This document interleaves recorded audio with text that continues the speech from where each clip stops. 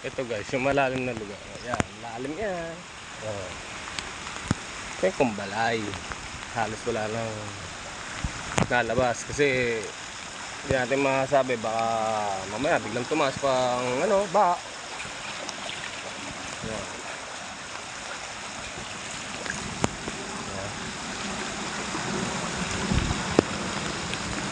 Wala ng tao, ghost sound. Sa loob na sila lahat kasi maaari may posibilidad pa na umangat ang tubig, panigurado yan.